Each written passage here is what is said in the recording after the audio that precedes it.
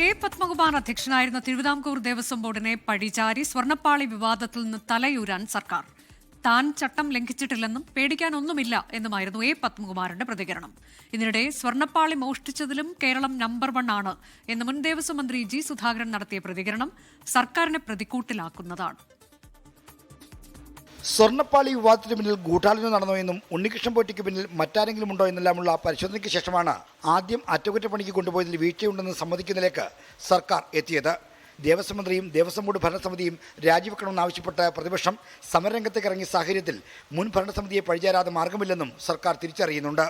98 മുതൽ ഇതുവരെയുള്ള കാര്യങ്ങൾ ഒന്നൊന്നായി പുറത്തു വരട്ടെ.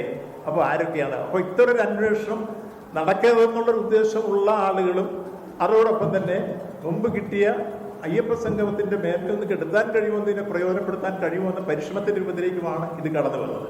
ഒന്നാം പിണറായി സർക്കാരിന്റെ കാലത്ത് 2019 സ്വർണ്ണപ്പാളി ആദ്യം ഉണ്ണികൃഷ്ണൻ പോറ്റിയുടെ കൈവശം കൊടുത്തുവിടുന്നത്.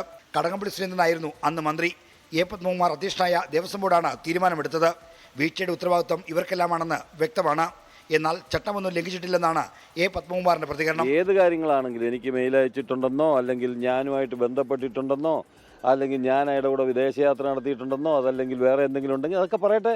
അതൊക്കെ നമുക്ക് ഈ അന്വേഷണത്തിൽ തെളിയട്ടെ. 2019 ഭരണസമിതിയെ പഴിചാരി വിവാദത്തിൽ നിന്ന് തലയൂരാൻ ശ്രമിക്കുന്നതിനിടെ സർക്കാരിനെ വെട്ടിലാക്കി മുൻ ദേവസ്വം മന്ത്രി ജി സുധാകരൻ രംഗത്ത് വന്നു.